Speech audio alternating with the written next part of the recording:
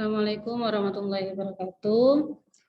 Video kali ini saya akan menjelaskan tentang penganggaran. Baik, saya akan langsung saja share screen-nya.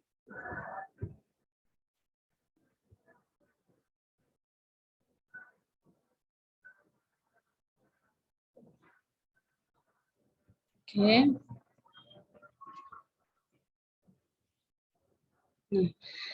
Nah, pada materi penganggaran kali ini kita akan mengenal dua istilah, yaitu istilah penganggaran dan anggaran. Apa sih bedanya antara penganggaran dengan anggaran? Kalau dilihat dari bentuk katanya ya, penganggaran ini adalah bentuk kata kerja. Jadi kalau bisa disimpulkan bahwasanya penganggaran ini adalah prosesnya atau proses dalam penyusunan anggaran. Jadi penganggaran adalah kata kerjanya.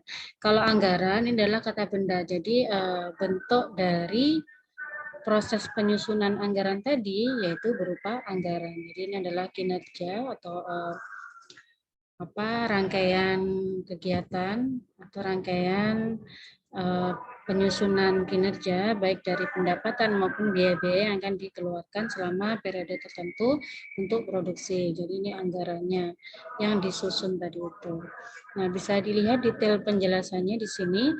Penganggaran adalah proses penyusunan anggaran yang dimulai dengan pembuatan panitia, pengumpulan dan pengklasifikasian data, pengajuan rencana kerja fisik dan keuangan tiap-tiap seksi, bagian, divisi, serta penyusunan rencana menyeluruh, merevisi, dan mengajukan kepada pimpinan puncak untuk disetujui dan dilaksanakan. Jadi penganggaran ini proses penyusunan anggaran yang dimulai dari pembuatan panitianya atau orang-orang yang terlibat dalam penyusunan anggaran tersebut, kemudian pengumpulan data ya, pengumpulan data-data yang dibutuhkan dalam proses penyusunan anggaran tersebut itu tadi, dan diklasifikasikan data tersebut mana yang digunakan untuk anggaran penjualan, kemudian atau anggaran pendapatannya, kemudian anggaran untuk biaya-biayanya, data apa saja yang dibutuhkan, nah itu diklasifikasikan. Kemudian diajukan rencana tadi itu, rencana anggarannya dari tiap-tiap sesi, dari tiap-tiap seksi atau divisi.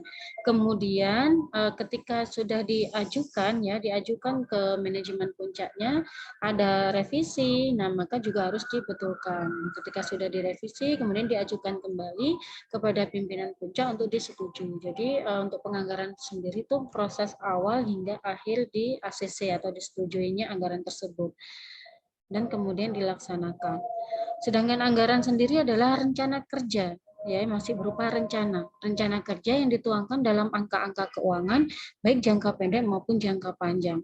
Jadi rencana kerja ini bisa terdiri dari berapa sih pendapatan ataupun berapa sih penjualan yang akan ditargetkan atau dianggarkan seperti itu. Nah, sehingga nanti akan diperoleh angka-angka dalam unit maupun dalam rupiahnya. Jadi angka keuangannya itu berapa untuk target penjualannya. Kemudian juga untuk anggaran biaya yang dikeluarkan selama periode tersebut. Jadi rencana jangka pendeknya atau mungkin periode produksi dalam jangka periode yang pendek. Nah, itu biaya yang dikeluarkan berapa? Atau bisa juga untuk dibuatlah anggaran jangka panjangnya seperti itu. Anggaran di sini ada dua jenis ya. Jadi ada dua jenis yaitu anggaran statis atau anggaran fleksibel.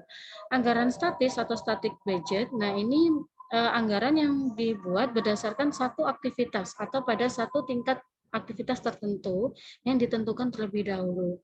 Nah, sedangkan anggaran fleksibel ini berdasarkan beberapa titik aktivitas atau beberapa tingkat aktivitas tertentu yang ditentukan terlebih dahulu. Jadi bedanya, kalau anggaran statis itu hanya ditentukan pada satu tingkat aktivitas. Misalnya, dibuatlah anggaran pada satu tingkat aktivitas yaitu 2000 unit. Nah, sudah berarti dibuatlah anggaran hanya pada satu tingkat aktivitas tersebut.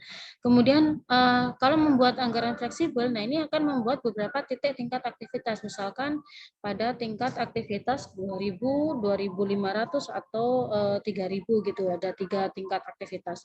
Atau misalnya diberi kalau menentukan tingkat aktivitas itu kan berdasarkan pengalaman ya, dilihat analisis trennya. Jadi tren misalkan tren penjualan kita itu berapa sih, titik terendahnya berapa, maksimalnya berapa. Nah, misalkan di titik terendahnya itu 2000 unit, maksimalnya bisa sampai 3000 unit. Nah, kita buat ring titik aktivitas untuk membuat anggaran fleksibel itu ada 3, misalnya di kelipatan 1.000 atau kelipatan 500 gitu ya, 2.000, 2.500 dan 3.000. Atau misalnya kelipatan 1.000, 2.000, 3.000 dan 4.000. Nah, itu berdasarkan pertimbangannya tadi itu adalah berdasarkan tren penjualan selama beberapa periode yang lalu gitu ya. Jadi dilihat dulu, dianalisis dulu tren penjualannya berapa. Kemudian ini contoh dari anggaran statis. Misalnya volume penjualan 7.000 unit. Nah, struktur biaya sebagai berikut. Biaya bahan baku, variable cost-nya yaitu 5 tiap unitnya ya. Kemudian biaya tenaga kerja langsung 4. Biaya overhead pabrik 3 untuk variable cost-nya. Kemudian variabel tetapnya, variabel tetap. Biaya tetapnya ya, biaya tetap untuk biaya overhead pabrik itu 2.400. Kemudian biaya pemasaran variabelnya 2, fixed cost-nya atau tetapnya 1.600, biaya administrasi variabelnya 1 dan fixed cost-nya 1.200. Jadi di sini untuk tiap unit total biaya variabelnya adalah Rp15 per unit dan total biaya tetapnya yaitu Rp5.200. Nah, kemudian ini anggaran harga jualnya yaitu Rp20 per unit. Kemudian untuk kapasitas normal yang digunakan dalam contoh ini adalah 10.000 unit produk diproduksi dan dijual. Kapasitas normal, sedangkan volume penjualannya ini 7.000 unit gitu ya. Nah, selanjutnya ketika sudah mengetahui untuk biaya variabel dan biaya tetapnya, dibuatlah anggaran statisnya. Nah, setelah itu bisa dibandingkan antara anggaran statis dengan kinerja aktualnya. Nah, untuk anggaran statis ini, pembandingannya antara anggaran statis dan kinerja ini untuk apa gunanya? Yaitu perbandingan antara anggaran statis dan kinerja aktual itu akan memunculkan varian volume penjualan, varian harga penjualan, varian biaya, dan varian laba. Nah, ini yang akan dianalisis melalui perbandingan antara anggaran statis dan kinerja aktualnya. Jadi kalau anggaran statis itu kan tadi ya, dibuatlah anggaran pada titik tertentu, aktivitas tertentu, kemudian kinerja aktual itu yang memang terjadi atau yang memang sudah dilakukan ketika periode produksi di periode produksi di periode tersebut ya, itu diproduksinya berapa unit, kemudian biaya-biaya yang dikeluarkannya berapa, dan pendapatan dihasilkan berapa. Nah, untuk kinerja aktual ini bisa dilihat dari laporan laba rugi perusahaan. Yang dicari adalah variannya, mulai varian volume penjualan, varian harga penjualan, varian biaya, dan varian laba.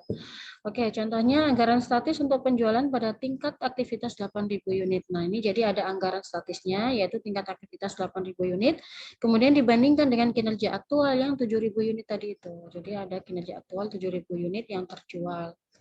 Kita lihat perbandingannya di sini. Anggaran statis versus kinerja. Nah, keterangannya ada penjualan dalam unit yaitu di anggarannya 8.000 unit, kemudian kinerjanya 7.000 unit. Nah, ini dibandingkan ya, mulai dari nilai penjualan. Tadi harga jualnya adalah Rp20 per unit, berarti 8.000 kali Rp20 sama dengan 160.000. Kemudian untuk biayanya sama. Jadi kalau tadi biaya bahan bakunya itu Rp5 per unit, kalikan 8.000. Nah, untuk variabel ya kalikan 8.000, jadi 40.000 untuk biaya bahan baku. Biaya tenaga kerja langsung 32.000, yaitu 4 kali 8.000. Biaya overhead variabel 3 kali 8.000, hasilnya 24. Maka diperoleh margin kontribusi kotor 64.000. Ini diperoleh dari 160.000 dikurangi dengan jumlah biaya produksi variabel. Kemudian ada biaya pemasaran variabel 2 kali 8.000, biaya administrasi variabel 1 dikali 8.000, maka diperoleh margin kontribusi 40.000 ini ya, margin kontribusi kotor dikurangi dengan biaya pemasaran dan administrasi variabel. Selanjutnya margin kontribusi dikurangi dengan biaya tetap. Nah, biaya tetapnya tadi yang fixed cost yang didata ya, ada biaya overhead-nya itu 2.400, biaya tetapnya, biaya pemasaran 1.600, dan biaya administrasinya 1.200. Maka untuk anggaran 8.000 unit ini diperoleh laba operasi 34.800. Nah, kemudian untuk kinerjanya ini diperoleh data dari laporan laba rugi. Jadi sudah ada data ya untuk kinerja penjualan 7.000 unit, nilai penjualannya sekian. Berarti ini kalau 154.000 harga jual per unitnya sekitar Rp22 per unit. Kemudian ada biaya produksi variabelnya sekian yang dikeluarkan dan biaya tetapnya. Diperolehlah laba 41.400 di kinerja aktualnya. Nah, setelah diketahui data dari kinerja aktual dan anggaran statisnya, ini kemudian dibandingkan, dicari variannya. Contoh, untuk yang penjualan, kinerja aktualnya 7.000 unit, kemudian anggarannya 8.000.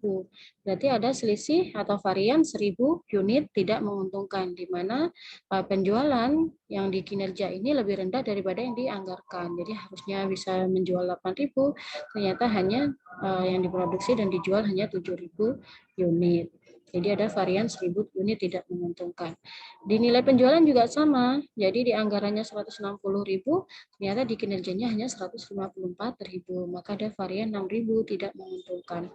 Lalu di biaya, nah kalau di biaya ini kebalikannya ya, ketika biaya yang dikeluarkan di kinerja aktualnya itu lebih rendah daripada yang di anggaran, maka selisih tersebut disebut dengan selisih yang menguntungkan. Nah, contohnya di biaya bahan baku ini anggarannya 40.000, kemudian kinerjanya 35.700, maka ada selisih 4.300 menguntungkan. Nah, dan seterusnya sama seperti itu analisisnya untuk biaya. Nah, ini contoh yang tidak menguntungkan ya, yang di biaya pemasaran variabel, ini anggarannya 16.000. Nah, ternyata di kinerja aktualnya 16.100, maka ada selisih 100 tidak menguntungkan karena biayanya lebih besar daripada yang dianggarkan. Oke, secara keseluruhan laba yang diperoleh di kinerja 7.000 ya, di kinerja 7.000 unit itu adalah 41.400. Maka ada selisih laba sebesar 6.600 menguntungkan. Nah, ini secara keseluruhan ternyata masih bisa memperoleh laba lebih besar dibandingkan dengan anggaran yang 8.000 unit. Jadi di sini ada banyak biaya yang dikeluarkan yang lebih rendah daripada yang dianggarkan. Nah, karena di sini yang diproduksi adalah 7.000 unit ya, yang aktualnya, sedangkan anggarannya 8.000 unit. Kalau anggaran statis kayak gitu ya, jadi pembandingnya itu adalah satu tingkat aktivitas. Berapapun kinerja aktual yang dilakukan, itu pembandingnya nanti adalah di satu titik aktivitas. Nah, lain halnya dengan anggaran fleksibel. Nah, kalau anggaran fleksibel dibuatlah beberapa tingkat aktivitas untuk dijadikan sebagai acuan di anggaran gitu ya. Nah, contohnya di sini dibuatlah anggaran pada tingkat aktivitas 7.000 unit, 8.000 unit, dan 9.000 unit. Berarti di sini perusahaan menetapkan mempertimbangkan bahwasanya biasanya kita untuk penjualan terendah misalnya 7.000 unit, jadi kita buatlah anggaran di 7.000 unit. Kemudian penjualan tertingginya 9.000 unit, nah kita buatlah anggaran di 9.000 unit seperti itu. Cara membuat anggarannya sama, tadi kan di harga jual di anggarannya adalah Rp20 per unit, ya udah dikalikan aja. 20 dikali 20 dikali 7.000 maka hasilnya 140.000. Kemudian untuk biaya juga sama, 5 dikali 7 35. Kemudian 4 untuk biaya TKL ya, Rp4 per unit dikali dengan 7.000 unit. Dan seterusnya sama di anggaran 8.000 dan 9.000 unit. Setelah itu bandingkan antara anggaran fleksibel dengan kinerjanya. Kalau kinerjanya tadi 7.000 unit yang terjual gitu ya, maka dibandingkannya juga dengan anggaran yang 7.000 unit. Nah, ini dipertimbangkan lebih masuk akal untuk menggunakan anggaran fleksibel karena penggunaan pembandingnya itu yang setara. Kalau misalnya kita kinerjanya itu 7.000 unit, ya kita buatlah anggaran yang sama, yaitu yang di titik 7.000 unit sebagai pembanding. Jadi harga-harga yang tertera di anggaran itu bisa dibandingkan secara realistis dengan yang kinerjanya yang di tingkat aktivitas yang sama gitu. Nah, kalau misalnya di anggaran 7.000 unit itu nilai penjualannya 140.000, kemudian kinerjanya itu 154.000, berarti di sini ada selisih 14.000 menguntungkan. Ya, sama-sama di 7.000 unit ya. Nah, ternyata ada selisih menguntungkan, di mana penjualan bisa lebih tinggi dari yang dianggarkan sama di tingkat aktivitas 7.000 unit. Untuk biaya bahan baku sama, di sini untuk 7.000 unit dia makainya 35.000. Ternyata realisasinya memakai 35.700 rupiah untuk 7.000 unit ya. Nah, berarti ada selisih Rp700 tidak menguntungkan. Karena kan harusnya kalau 7.000 unit tuh pakai bahan bakunya 35.000 aja ya sesuai dengan anggaran. Ternyata aktualnya dia lebih besar yaitu 35.700. Nah, ini bisa kelihatan real jadi sini ya. Bisa kelihatan lebih realistis antara 7.000 di anggaran dengan 7.000 yang aktual. Oke, berarti ada selisih 700 tidak menguntungkan. Kemudian biaya tenaga kerja langsung. Anggaran 7.000 unit memakai biaya tenaga kerja langsungnya 28.000. Kemudian kinerjanya ternyata menghabiskan biaya 27.300, maka ada selisih 700 menguntungkan. Dan seterusnya seperti itu hingga analisis pada laba operasi. Baik, itu membandingkan antara anggaran fleksibel dengan kinerja. Kemudian kalau ini adalah anggaran untuk BOP, anggaran fleksibel untuk BOP. Biaya overhead pabrik pada kapasitas normal, ya, ini biaya overhead pabrik yang dikeluarkan, yaitu ada terdiri dari biaya tetap dan biaya variabel per jam. Nah, ini adalah aktivitas overhead pabrik yang dilakukan. Dan ini biaya tetapnya, kemudian ini biaya variabel per jamnya. Nah, ini pada kapasitas normal. Kapasitas normalnya yaitu 4.000 jam atau 80% dari kapasitas terpasang. Kapasitas terpasang atau kapasitas maksimumnya berarti di sini adalah 5.000 jam tenaga kerja langsung. Oke, jadi ini patokannya adalah jam tenaga kerja langsung. Kapasitas normalnya 4.000 jam, kapasitas maksimumnya 5.000 jam.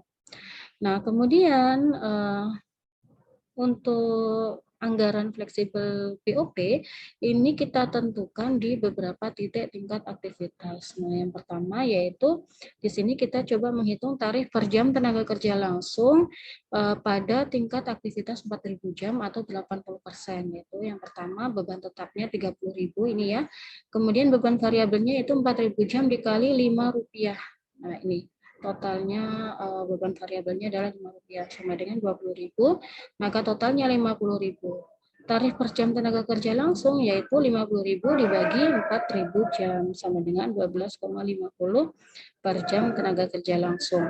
Nah, ini kan masih pada satu tingkat aktivitas. Kemudian kita buatlah anggaran fleksibel BOP-nya.